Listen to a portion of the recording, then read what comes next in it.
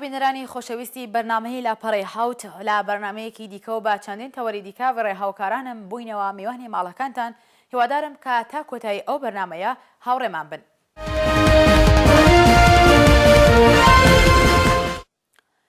وەزارەتی دەرەوەی ئەمریکا ڕێدەگەیەنێت کە لەگەڵ تورکیا تاوتوێ چەند پێشنیارێک دەکەن لەبارەی ئارامەی ناوچە سنوورەکان و دروستکردنی ناوچەی دژەفڕین لە باکووری سووریا. هەردوو ڕۆژنامەی بلۆمبێرگ و واشنگتۆن پۆستی ئەمریکا بڵاویان کردەوە کە ئەمریکا و تورکیا نزیک بوونەتەوە لە ڕێکەوتن لەبارەی هاوکاریکردنی سەربازی یەکتری بۆ ڕوبەڕووبوونەوەی چەکدارانی داعش.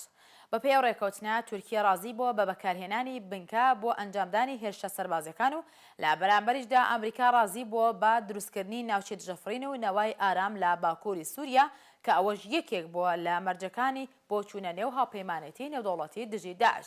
ڕاپۆرتی هاوکارن لەم پەیوەندیدا بینی و دێمەوەلاتەن. وەزارەتی دەرەوەی ئەمریکا ڕایدەگەێنێت لەگەڵ تورکیا تاوتوێ چەندین پێشنیارێک دەکەن لەبارەی ئارامی ناوچە سنووریەکان و دروستکردنی ناوچەی دژەفڕین لە باکووری سووریا. هەردوو ڕۆژنامەی بلۆمبەرگ و واشنگتۆن پۆستی ئەمریکایی بڵاویان کردەوە کە ئەمریکا و تورکیا نزیک بوونەتەوە لە ڕێکەوتن لەبارەی هاوکاریکردنی سەربازی یەکتری بۆ ڕوبەڕووبوونەوەی چەکدارانی داعش. بەپێی ئەو ڕێکەوتنە تورکیا ڕازی بووە بە بەکارهێنانی بنکەی ئەنچەلیک بۆ ئەنجامدانی هێرشە سەربازیەکان و لە بەرامبەریشدا ئەمریکا ڕازی بووە بە دروستکردنی ناوچەی دژەفڕین و نەوای ئارام لە باکووری سووریا کوردستانی ڕۆژئاوا کە ئەوەش یەکێک بووە لە مەرجەکانی بۆ چوونە نێو هاوپەیمانێتی نێودەوڵەتی دژی داعش. بەپێی راپۆرتەکەی ڕۆژنامەی بلۆمبێرگ پێشنیارێکی نوێ لەلایەن بەرپرسانی باڵای ئەمریکاوە بانگەشە دەکرێت، ئەویش دروستکردنی نەوایەکی ئارامە لە ناو خاکی سووریەدا بە درێژایی سنوورەکانی تورکیا. ئەو ناوچەیە سوپای تورکیا و فڕۆکە جەنگیەکانی ئەمریکا بە هاوبەشی پارێزگاری لێ دەکەن. ئامانجی لە دروستکردنی ئەو ناوچەیە گەرەنتیە بۆ پاراستنی هەندێک لە گروپە ئۆپۆزیسیۆنەکانی سووریا و ئەو هاوڵاتیە مەدەنیانەی کە لە دەست چەکدارانی داعش ناوچەکانی خۆیان بەجێهێشتووە. ڕۆژنامەی واڵ ستریت ژۆرناڵی ئەمریکا لە زاری بەرپرسانی باڵای ئەمریکا و تورکیای گواستوێتەوە کە هەردوو لە نزیک بوونەتەوە لە گەیشتن بەڕێکەوتن بۆ ئەنجامدانی پرۆسەی سەربازی هاوبەش لە ناوخاکی سووریەدا. هاوکات باز لە شکەسێنانی سەردانەکەی ئەم دوایانەی جۆ بایدن جێگری سەرۆکی ئەمریکا کراوە، ئەویش بەهۆی سووربوونی تورکیا لەسەر دروستکردنی نەوایەکی ئارام لە ناوخاکی سووریە و ئەو کاتیش بەشداری کارای دەبێت لە پرۆسە سەربازیەکان لە دژی چەکدارانی داعش.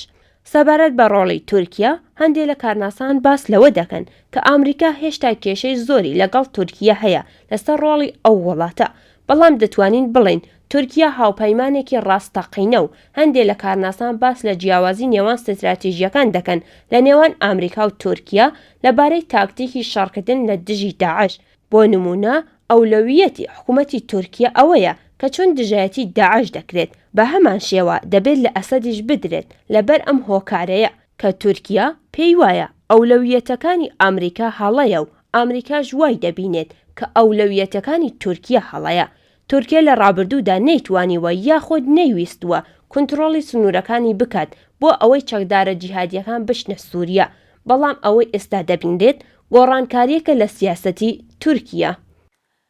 ڕاستی ئەوەیە کە تورکیا وەکو هەر وڵاتێکی دیکە لە پێش هەموو شتێک بەرژەوەندەکانی خۆی لە بەرچاو دەگرێت و هەوڵ دەدات لە ناو دڵی قەیرانەکان لەلایەک مەترسیەکان لە ناو ببات و لەلایەکی دیکە دەرفەت بۆ دەستەبەرکردنی بەرژەوەندی خواستەکانی خۆی بخۆڵقێنێت.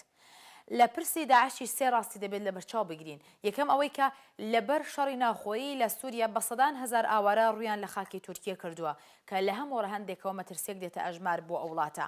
بۆیە ئەنکارە دەیەوێت بە دروستکردنی ناوچەی دژەفڕین ئەو ئاوارە گەلا لە ناو خاکی خۆیان جێگر بکات و لێوێەوە پێداویستیەکەیان دابین بکات. لە خاڵی دووهەم شەڕ دژی داعش لە ڕاستیدا تورکیا تووشی سەر ئێشە و تێچوویەکی دیکە دەکات کە نمونونەکەی ڕفاندنی چل شارۆمەندی ئەو وڵاتە لە موسڵە و تورکیا باش دەزانێت بەبێ هەبوونی گەرانتی شەڕ لەگەڵ داعش دەتوانێت تەشەنەی قەیران و تون و تێژی بێت بۆ ناو وڵاتەکەی.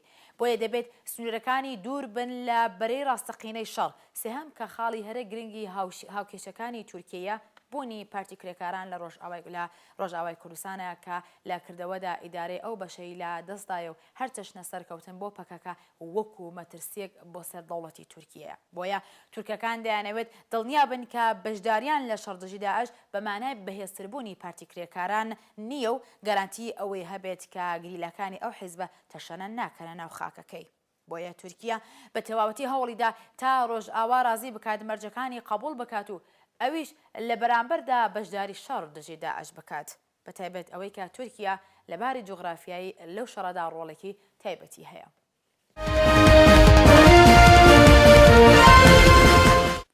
هەواڵێکی دیکە و ڕۆژی چوارشەممە 12 سەرماوەز ئۆتۆمبیلێکی بۆم ڕێژکراو لە بەردەم ماڵی باڵوێزی ئێران لە سەنعا پایتەختی یەمەن تەقیەوە و کوژراوێک و 3 برینداری لێکەوتوتەوە.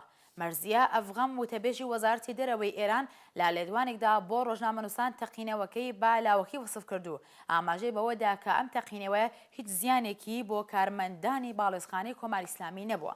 قسەکانی ئەفغەم لە کاتێکدایە کە بەرپرسێکی دەستگا ئەمنیەتیەکانی یەمەن ڕایگەیاندووە کە نیگابانەکانی باڵێزخانەی ئێران لە ئەنجامی ئەو تەقینەوەدا کوژراون. فرانس پرێس بڵاوی کردوتەوە کە ئەو تەقینەوەیە لە ناوچەی دیپلۆمات نشین و پارێزگای سەنعا ڕوویداوە و دیواری ماڵی باڵوێزی کۆماری ئیسلامی داڕماوە. راپۆرتی هاوکارم لەم پەیوەندەدا بینن و دێمە وڵاتان. ڕۆژی چوارشەممە 12 سەرماوەز ئۆتۆمبیلێکی بۆم ڕێژکراو لە بەردەم ماڵی باڵوێزی کۆماری ئیسلامی ئێران لە سەنعای پێتەختی یەمەن تەقیەوە و کوژراوێک و 3 برینداری لێکەوتەوە. مەرزیە ئەفغەم وتەبێژی وەزارەتی دەرەوەی کۆماری ئیسلامی ئێران لە لێدوانێکدا بۆ ڕۆژنامەنووسان تەقینەوەکەی بەلاوەکی وەسف کرد و ئاماژەی بەوەدا کە ئەم تەقینەوەیە هیچ زیانێکی بۆ کارمەندانی باڵوێزخانەی کۆماری ئیسلامی نەبووە. قسەکانی ئەفغەم لە کاتێکدایە کە بەرپرسێکی دەستگا ئەمنیەکانی یەمەن ڕایگەیاندووە کە نیگابانێکی باڵوێزخانەی کۆماری ئیسلامی ئێران لە ئەنجامی ئەو تەقینەوەدا کوژراوە. فرانس پرێس بڵاوی کردوێتەوە کە ئەو تەقینەوەیە لە ناوچەی دیپلۆمات نشین و پارێزگاری سەنعا ڕوویداوە و دیواری ماڵی باڵوێزی کۆماری ئیسلامی داڕماوە. بەشی گروپی ئەلقاعیدا لە یەمەن دەڵێت تەقینەوەکەی ڕۆژی چوارشەممە 12 سەرماوەز لە بەردەم ماڵی باڵوێزی کۆماری ئیسلامی لە سەنعا پێتەختی یەمەن کاری ئەو گروپە بووە. لەو ڕووداوەدا 2 پاسەوان و شارۆمەندێکی یەمەنی گیانی خۆیان لەدەستداوە. بەپێی راپۆرتی هەواڵنێری ڕۆیتەرز گروپی ئەلقاعیدا لە پەیغامێکدا کە لە تۆڕی ئینتەرنێت لە تویتر بڵاویان کردوێتەوە وتویانەکە ئۆتۆمۆبیلێکی بۆم ڕێژکراویان لە نزیک ماڵی باڵوێزی کۆماری ئیسلامی لە ناوچەی دیپلۆماتیکی شاری سەنعا پێتەختی یەمەن تەقاندوێتەوە کە بووە بەهۆی گیان لە دەزانی چەندین کارمەندی ئەو باڵوێزخانەیە و هەروەها پاسەوانە یەمەنیەکانی ئەو باڵوێزخانەیە. بەرپرسانی ئەمنیەتی یەمەن ئەو ڕووداوەیان بە هێرشی ئینتحاری باس کردووە وتویانە لەو هێرشانەدا هیچ یەک لە کارمەندانی باڵوێزخانەی کۆماری ئیسلامی بریندار نەبوون. هەواڵنێری ئاسۆشیێتد پرێس لە هەواڵەکەی خۆیدا باز لەوە دەکات کە لە کاتی ئەو هێرشەدا حوسێن نیگنام باڵوێزی کۆماری ئیسلامی لە ماڵەکەی خۆیدا نەبووە.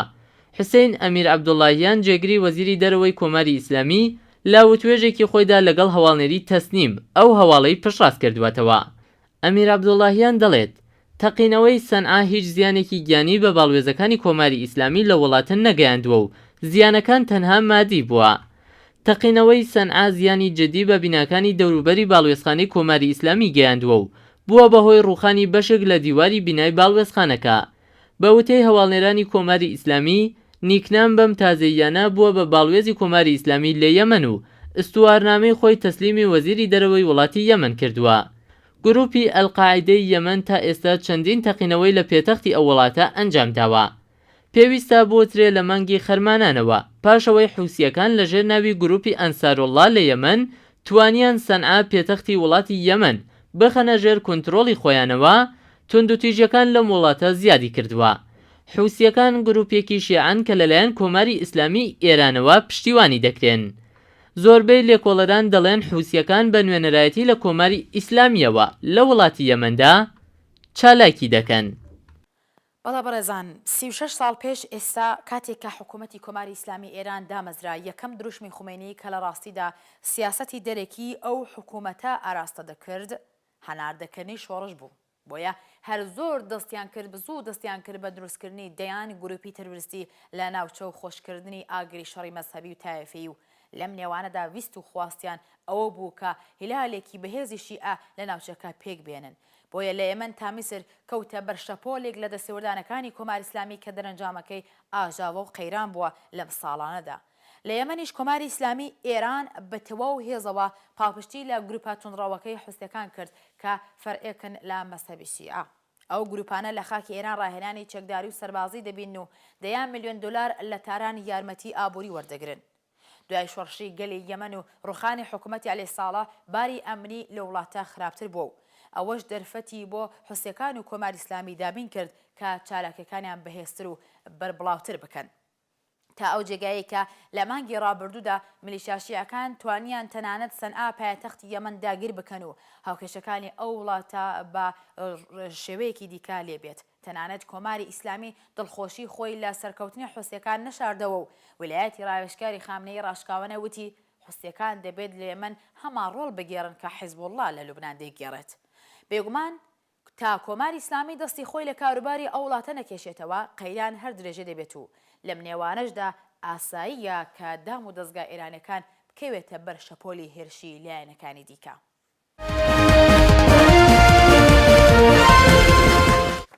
هەواڵێکی دیکە و راپۆرت و لێکۆڵینەوە سەبارەت بە بنبرکردنی هەڵاواردنی ڕەگەزی لە جیهان دەوڵاتی خراپی جیهانی بۆ ژنان ناساندووە. لەم خشتەیەدا ناوی ئێران لە پلەی شەشەمدایە و یەمەن، پاکستان، چاد، سووریا و مالی لە پلەکانی یەکەم تا پێنجدان. بەپێی نووسینی ماڵپەڕی ئینگلیزی زمانی هافینگتۆن پۆست ئەو راپۆرتە لەلایەن جیهانی ئابووری بڵاو کراوەتەوە. پێوەرەکانی وەکو هەلی کار بەرابەر، کەڵگوەرگرتن لە بەهداشت و بیما، ڕێخۆشکردن بۆ خوێندن و لێکۆڵینەوە سەبارەت بە بەشداری سیاسی لە نێوان پیاوان و ژنان لە وڵاتەکانی جیهان لێکۆڵینەوەی بەبارەوە کە لەبارەی کراوە. راپۆرتی هاوکارم لەم پەیوەندەدا بینەوە دێمەوە لاتان. راپۆرتی لێکۆڵینەوە سەبارەت بە بنبڕکردنی هەڵاواردنی ڕەگەزی لە جیهان دە وڵاتی خراپی جیهانی بۆ ژنانی ناساندووە. لەم خشتەیەدا ناوی ئێران لە پلەی شەشەمدایە و یەمان، پاکستان، چاد، سووریا و مالی لە پلەکانی یەکەم تا پێنجدان. بەپێی نووسینی ماڵپەڕی ئینگلیسی زمانی هافینگتۆن پۆست ئەو راپۆرتە لەلایەن جیهانی ئابووری بڵاو کراوەتەوە.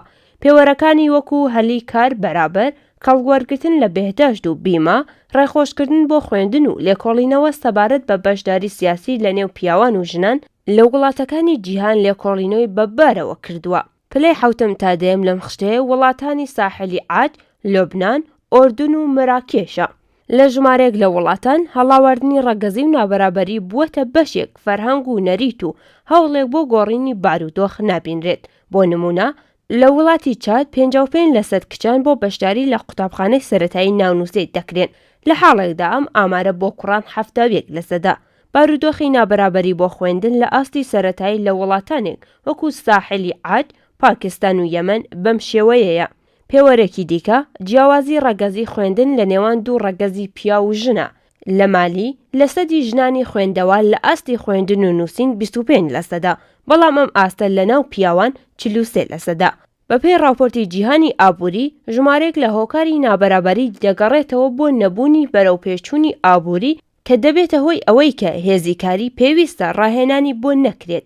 ژمارەیەک لە پێوەرەکانی دیکە لەو راپۆرتە جیاوازەکانی جدی لە نێوان وڵاتان نیشان دەدات.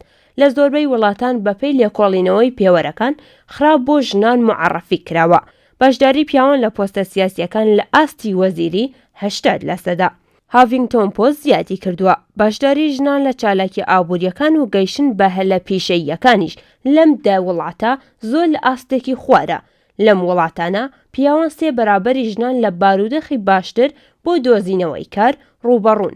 لەم پێوەرە سووریا خراپترین وڵاتە کە 76% پیاوان لە هەلی پیشەی کەڵوەردەگرن، بەڵام ئەم ئامارە بۆ ژنان لە سووریا 14%. هەروەها لەو وڵاتانە داهاتی ژنان لە پیاوان کەمترە. ئەم راپۆرتە بۆ نمونە دەڵێت لە ئێران داهاتی نێوەنجی ژنان کەمتر لە $5,000، بەڵام پیاوان لە لایەکی دیکەوە نزیک $26,000 لە ساڵ داهاتیان هەیە. بەڵێ بەڕێزانی لاپەڕی حەوت، دەوڵەتی ئێران ئەوەی نەشاردۆتەوە کە یاساکان لە هەمبەر پرسی ژنان لەسەر بیرۆکەی ئاینی و شەریعەتەکە لەو ڕوانگەدا ژن و پیا و جیاوازێکی تایبەتیان هەیە. کاتێک مەجلیسی ئیسلامی گەڵاڵەی بنەماڵی پەسەند کرد، زۆر ڕەشکاوانە ئەوەی ڕاگەیاند کە ناتوانێت لە پرسی ژنان ڕێڕێوی یاسانی و دەوڵەتیەکان بێت. لە درێژەدا پەنایان بۆ جیاکردنەوەی ڕەگەزی لە زانکۆکانی و تەنانەت ئیدارات بردو لە ئاز نێودەوڵەتیش دژی بڕیاری نەتەوەی گرتوەکان بۆ پاراستنی ژنان دەنگیاندا. لە فەرهەنگی ئاینی کۆماری ئیسلامی ژن واتە کاڵایەک کە تەنیا بۆ خۆشی و خزمەتی پیاوان پێناوەتە سەرزەوین و خاوەن هیچ مافێک نییە. واتە ژن تەنانەت لەسەر لەش و ڕوح و چارەنووسی خۆی ناتوانێت ڕای خۆی دەرببڕێت، چ بگات بەوەی کە بتوانێت لە ژیانی کۆمەڵایەتی ڕۆڵی هەبێت.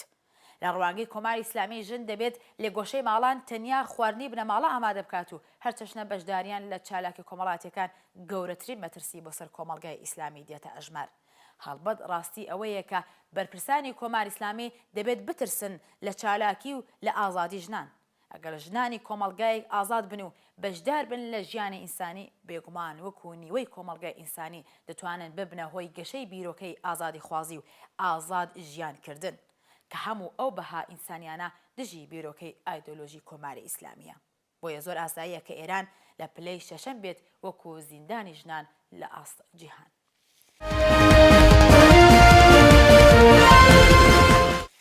خۆشەویستانی بەرنامەی لاپەڕی حەوت بەرنامەی لاپەڕی حەوتان پێشکەشکرا تا بەرنامەیەکی دیکە هەر بژین بە شادی و سەربەرزی.